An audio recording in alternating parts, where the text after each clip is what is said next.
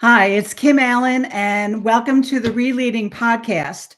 And the purpose of the podcast is because I really care about you, about how you are showing up, regardless of where you are on your career journey. And it's really important that you pause because we're never the same and the world's always changing. So we always need to pause and pivot in a direction that's going to make us much more effective and also impactful, so that when we perceive we're doing it with purpose, and that really is a win for everyone.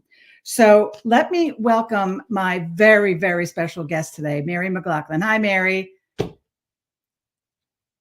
You're on mute. Hi, Kim.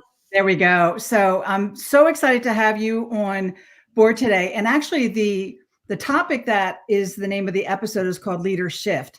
And I think you're going to understand why once we understand Mary's background and get some important questions to her so she can give us her opinion on what's really going on out there in the world right now.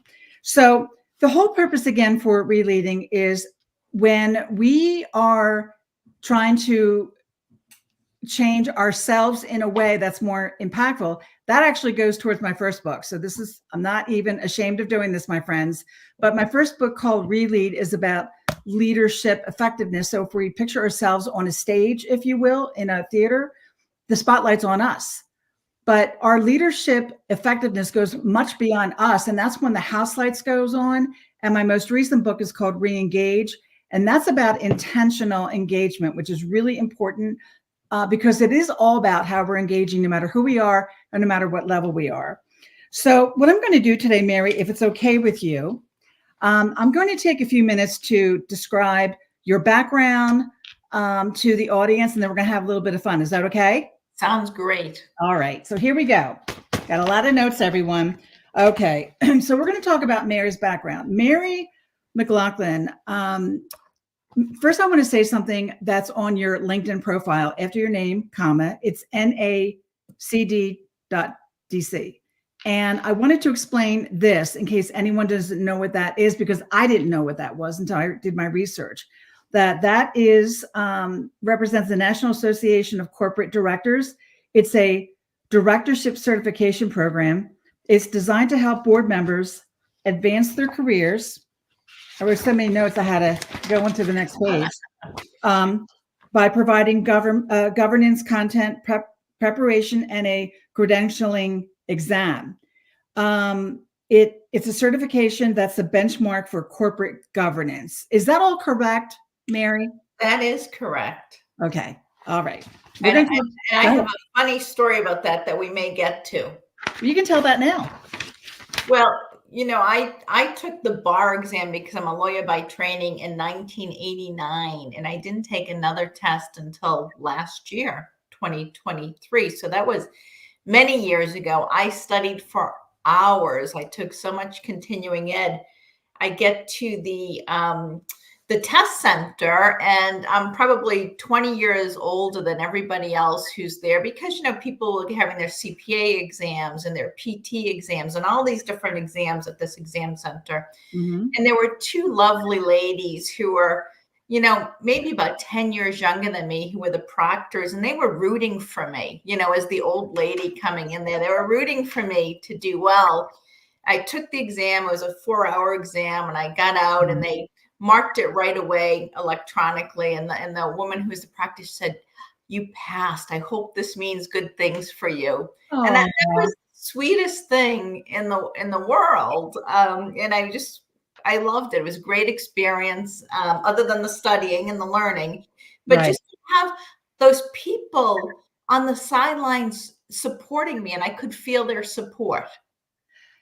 Okay, so I'm going to jump to this real quick before we haven't even talked about your background, but I want to tell everyone that's listening to this or watching this either now or later when they go on my YouTube channel to look this up, that what Mary just described is Mary.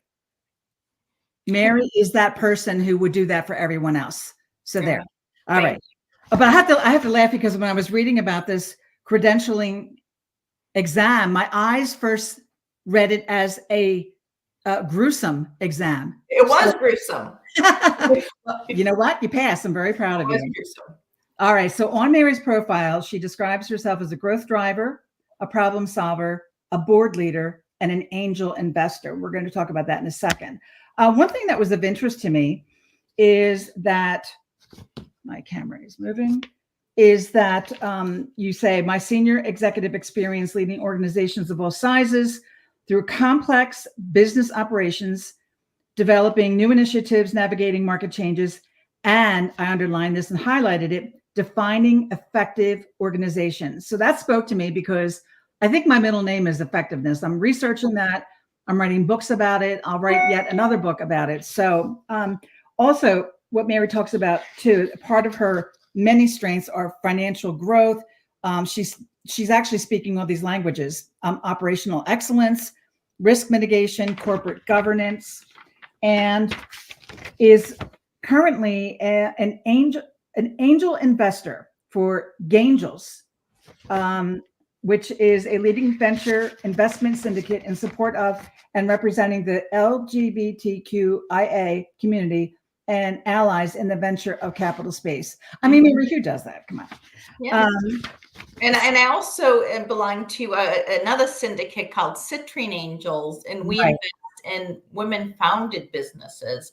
And if you know, Kim, women get a small percentage, under 5% of venture capital funds. Underrepresented groups as a whole get a very small percentage. So this work is meaningful and it's fun. Right. So actually, I was going to mention that last. Again, a membership group. Early stage investment opportunities and education to female investors. I love women. I love supporting women, and I love women who support and empower women. In the Washington, D.C. area, you're a board member for Windstream Holdings, board member, chair nomination and governance committee board, University of Maryland Medical Center, Comcast. All right, so this is going to take a long time to explain this. All right, Comcast, Senior Vice President, Internet Essentials, Regional Senior Vice President, Beltway, which is that whole Baltimore, D.C. area, Regional Senior Vice President, Western New England, Area Vice President, and then with Adelphia Cable Communications, Area Vice President, Corporate Counsel, VP Acquired Business, Media One, Corporate Counsel, Director of Government Relations, Corporate Counsel, Assistant Attorney General, right, Massachusetts. And my favorite one of all is that two of them, that you are member of board of directors for Global Women in Cable Telecommunications. And this one, it's the last one I'm going to read, but I love this one, that you're a sponsor family for the United States Naval Academy, which is really, really amazing. So you are really your message, young lady, when it comes to, right, supporting women. Education, Stanford University Graduate School of Business, Harvard Business School, Executive Education. Is it Suffolk University? Yes. Yep. In Boston, Massachusetts. Holla. Law School and Bridgewater State University, BS in Political Science. That's correct. Okay. So what else did I miss? Nothing. You got it all. You found things that I don't even recall. Well, I know that even at this point in my career, there are still people older than me, my age, or younger than me that I still want to be like them when I grow up. I will be 90 years old, hopefully on TikTok or whatever they had back then, saying, I'm now doing this because I wanted to be like Mary McLaughlin. Oh, please. It's funny. You got me, Kim. Right back at you, girl. When I finished my doctorate degree, I wanted to go to law school. And my husband, we had children in high school, college, paying for all this. And he said, yeah, no law school. So I don't know, maybe I'll go to law school. Who the heck knows, right? Kim, I think you raise a good point, though. I mean, we should be learning until the day we die. Why not? There's so much out there. One thing I have found as I grow older, the more I learn, the less I know. There's always more to learn. And so I just came off a 3-day meeting, and my mind is all filled with all these things I want to learn more about and investigate and get involved in. And it's so easy not to learn when you get to be, my age, over 60. It's so easy to kind of just, be less and less active learner, but there's so much to learn. It's exciting. So I encourage you to go to law school. Well, I think it's prolific what you said, that the more, how did you say, the more I learn, the less I know? Yeah, the more I learn, the less I know. Love that. I'm going to get that tattooed right here. Okay. So, all right. So now we know about your background and your career right now. So there's going to be three things that we're going to talk about. What's something that we need to know about Mary McLaughlin, and what's something nice to know about Mary McLaughlin? Well, I think that the need to know we already touched on is I have a curious mind and I'm a lifelong learner. So I'm always going to be interested in your ideas and new ideas, new thoughts, new industries, new technological developments. I think that's important to know about me because that's the very genesis of who I am. And I spend, quite a bit of time with continuous learning. And so whether it be, networking with people that I want to learn more from, whether it be engaging in classes, whether it be, I'm a prolific reader. I love both of your books, and I hear there may be a third on the horizon. So I'm looking forward to that.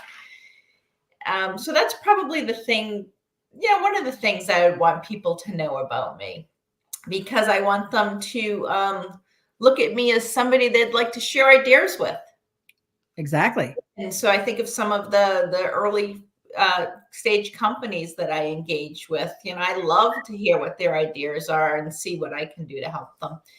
And nice to know about me is, I don't know, I like people. I'm an introvert at heart, but I like people and I like meeting new people and developing friendships. I don't like going to big conferences with hundreds of people, but I do like to meet people and engage on a personal level. I'm shocked to hear that you're an introvert. Stunned. Right? Off the chart introvert. I have a whole chapter on that in my new book, Reengage. Stunned to hear that about you. I would never guess that about you. I've seen you in action many times, many times. We were on stage in front of hundreds of people. Yeah. I am stunned to hear that. All right. So that's another podcast. Okay. All right. So the most important thing, the fun part, and this is actually, it's an icebreaker, but I'm so newsy about people. I always ask this question and I always love it. So what was your first concert? What's your best concert? My first concert was Blue Oyster Cult when I was in high school. Okay. I've had a lot of great concerts. I like music. I married a music aficionado. Okay. Recently, we went to see Billy Joel and Rod Stewart in Cleveland just about 3 weeks ago, and that was terrific. I'm a huge fan of Rod Stewart. We vacationed together 2 times, and we're seeing Sting next week. So Love it. The closest in memory are now my favorites. I love it. I think it's great. It's really interesting that when you meet people, because it's always like stuffy when you're meeting people in business and they never talk about that. But it's always nice to know like who the disco queens are and the headbangers and it's just, that's just really the fun part. All right. So how about me? My first conscious concert that I can remember was Stevie Wonder, who's amazing. We've been to a million concerts too, but you know what? We spent a lot of money going to the U2 concerts. Oh yeah. They're huge. Great band. Right? We went to the Sphere in Vegas. If anyone you have no idea. Anyway, so okay, so good. Now we know. Now we're gonna just kind of get into conversation that's really gonna pull some of your opinions. And Mary, we spoke before about potential different topics, and the umbrella for reLead and reengage comes.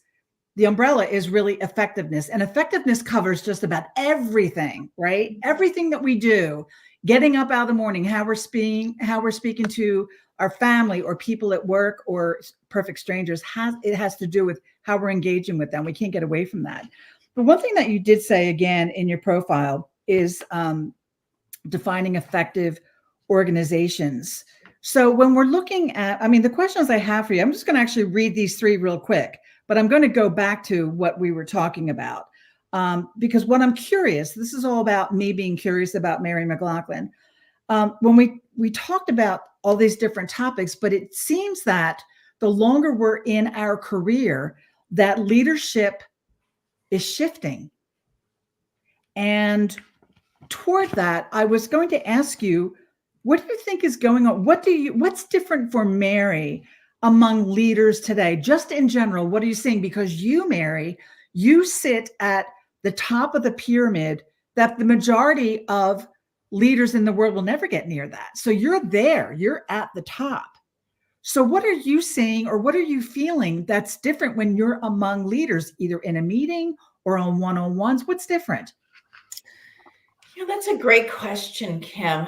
I think if I was to step back and look from a macro perspective, is leadership is much more grassroots or democratized now than when I came up in the professional world. And so I think that there are more leadership opportunities. The big bureaucratic corporate structure is still there, but so are these smaller companies, so are these more nimble companies, so are these organizations, these grassroots syndicates or consortiums.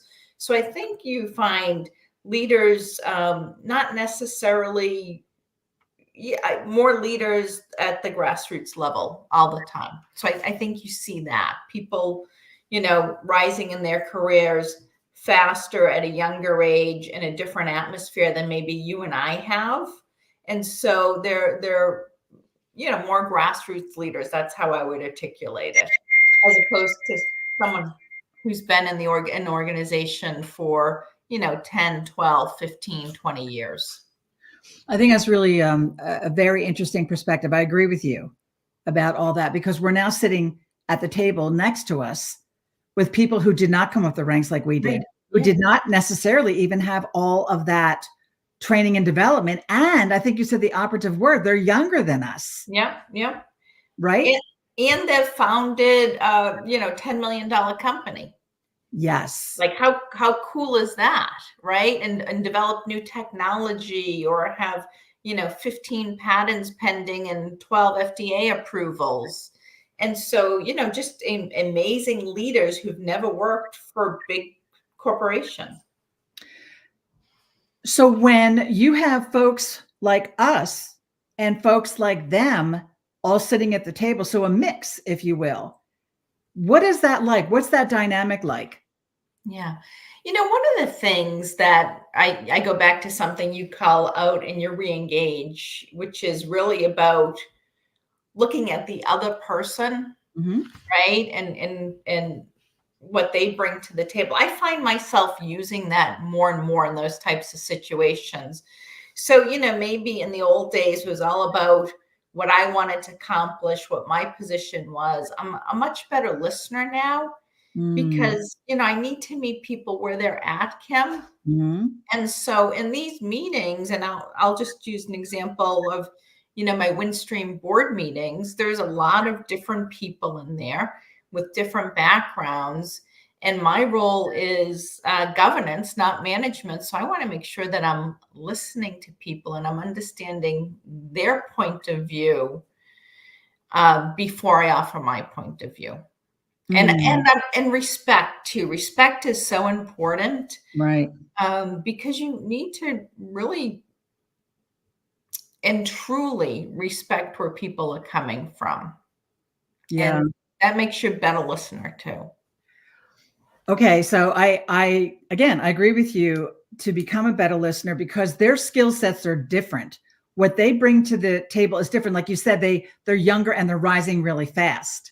Yep. And so I'm always curious about that, meeting people where they are. That's so key, because a lot of people don't do that. Even in my coaching practice, working with senior leaders or some who are not yet senior leaders, that they're not used to meeting people where they are. And I think it has everything to do with what you just said, the listening part of it and the respect, because we know who we are, and we're ensconced in who we are and how we came up.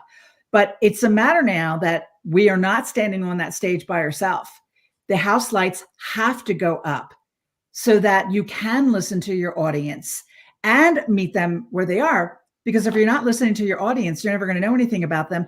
And how are you going to meet them where they are? I anticipate that if you don't do that, not you, but anyone, any leader, if they don't do that, there's such a big gap there. I just don't know how people are going to cross that gap if they don't even have that self-awareness. I have a question for you, because I'm going to turn that for a second, because you come to the table with just an breathtaking amount of leadership development and training. And then someone may be sitting next to you or across the conference table at one of these board meetings. If they don't have that, you know, you are acquiescing to them, because you now know that you need to do that, right? Because everything's changing. The shift is here and it's changing constantly. Do you think that those who have the grassroots backgrounds, impactful in what they're doing, do you think that they're pausing and turning up the house lights so that they can acquiesce to Mary McLaughlin, or people like you sitting at the table with your expertise and experience? Yeah, I think that, let's, face it, great leaders come in all shapes, sizes, ages, etc. And people Absolutely. who are effective, we'll use that word, at what they do,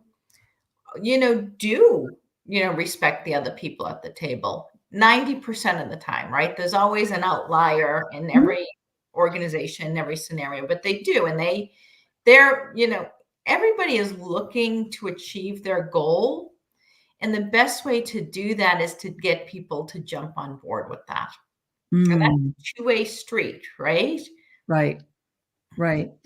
I remember when the millennials were coming in, and everyone was like fearing them. Oh, the millennials are coming and they want everything. And, and now we see a lot of millennials who are our colleagues, if you will, as far as interest, curiosity, preparedness, learnedness.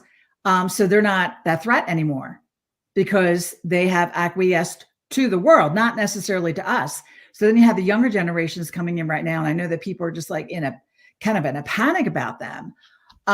What I find interesting, especially about the newcomers, if you will, is, first of all, I support them, because we all have to pass the baton. Yeah. Period. I agree. And why not embrace them? They do things differently than we will, and different that we have. Different doesn't mean bad.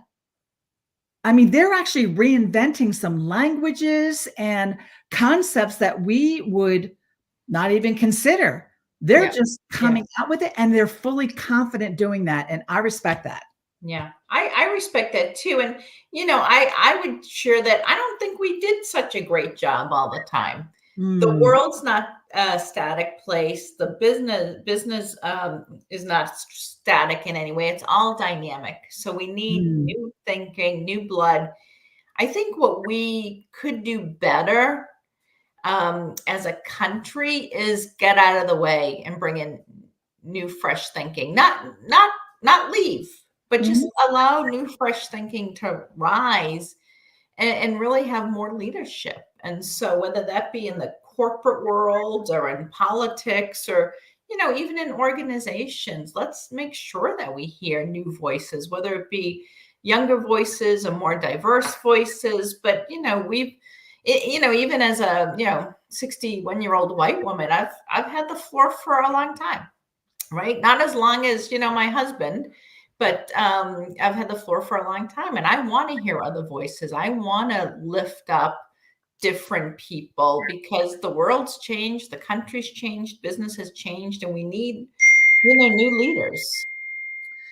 That is so interesting, because I was going to ask you, what do you think is working and what do you think is not working? So I think that you, what isn't working, I think you explained that well. And I agree with you that we need to get out of the way. And it's like anything else. It's like, if we're a parent, or if we have nieces and nephews, or neighbors, or friends that we're very close with their children, you always want to be behind them to make sure that they're safe and that they don't make the bad decisions or the wrong decisions that we think we made. And at some point, you just need to let it go. Well, right? I think that skill set transfers over into the business world. Instead of being afraid of them, if you will, coming up, we need to fortify them. Yeah, embrace them, support them, learn from them. Of course. Share our wisdom when it's applicable. Yes. It's a two-way learning, sharing street, but really, we need to allow other people to come in and succeed and lead. Right. So when we talk about effectiveness, you and I are knee deep in effectiveness because it's been hammered into us, and you're at the top. I have a consulting company doing this. So let me ask the question then. Again, I'm looking at the lens because I'm so curious about the lens from those coming through right now towards what they're going into, and hoping that they're fortified by people like you. And I know that they are with Mary. I don't even think they are. And so we're understanding their lens. What do you think it's not working right now? So if you had to sit down in front of a group of people right now, of every flavor of person, if you will, that you don't think that there's probably like that, even if it's a hairline fracture, that they need to be aware of that in order that they can cross over into effectiveness. What would that be? That's a great question, Kim. Boy, we probably need like another hour for that. But a glass of wine.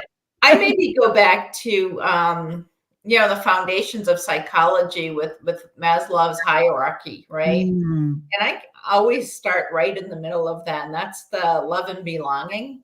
And I think if we take the position that, people belong, we make the assumption that people belong, right from the get-go, and people are valuable and have valuable input. To me, that's probably the fracture, is we write too many people off. I'm guilty of that. I know, there's a propensity for me to jump to a conclusion on somebody. I know people jump to conclusions on me. So I would say just maybe start with the premise that people belong. If it's in a boardroom, if it's in a work meeting, if it's outside work, start with that premise and try to, bring people along with you based on that premise. I love that. I think that's so important. And I know that it sounds like it was a decade ago, but it wasn't. COVID. That changed.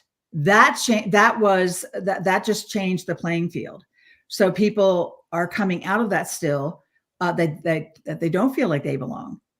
And because we were all sequestered for how many years doing that. So I think that there's a little bit of extra that comes with a lot of people, not just the younger folks coming into this right now.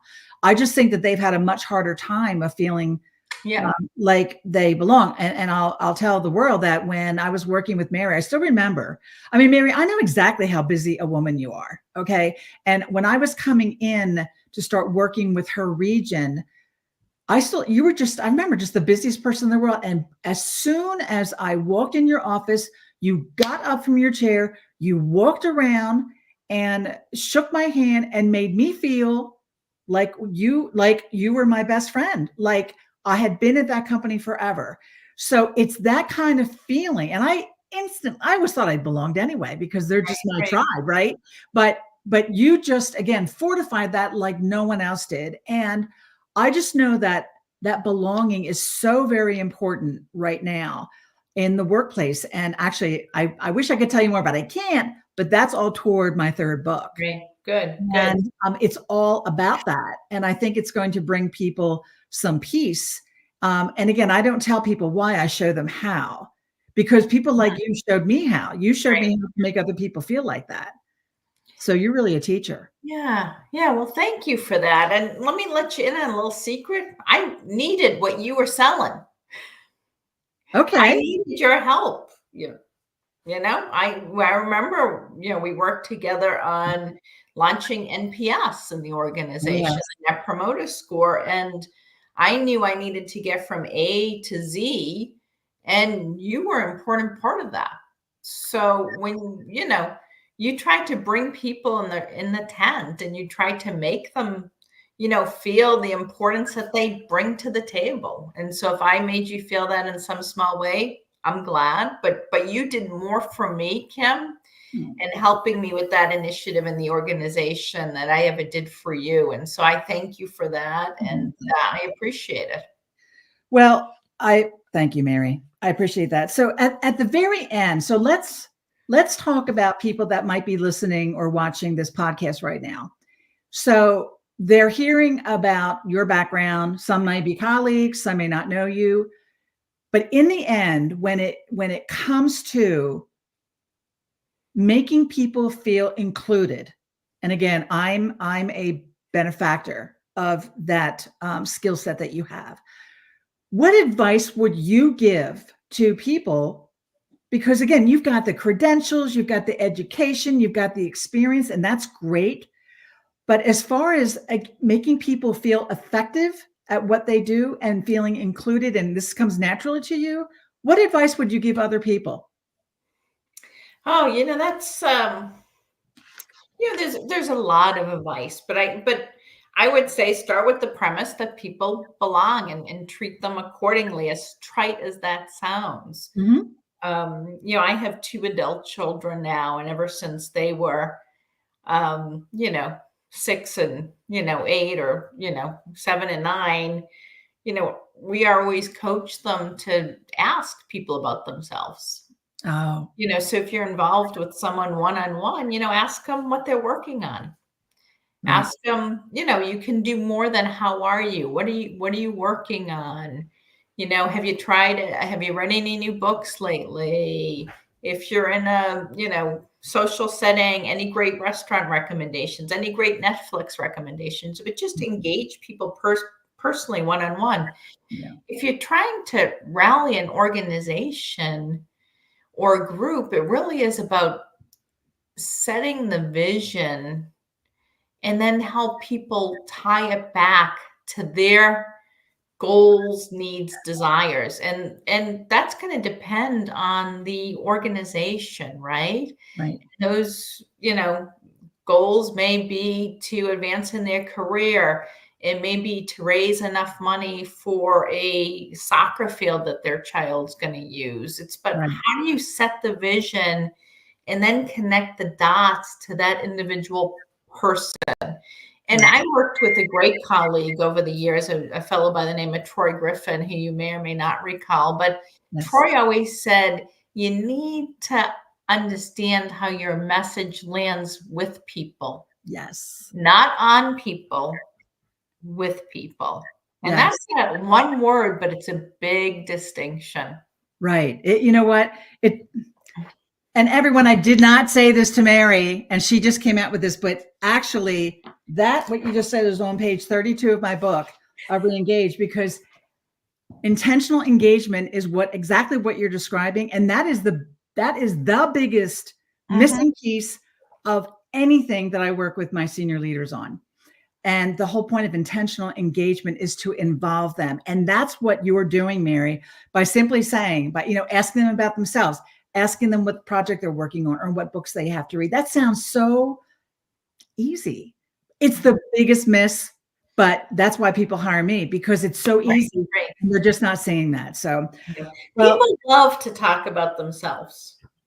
And I mean, yes. and I don't mean that in any negative way, but when you're, I confessed I'm an introvert.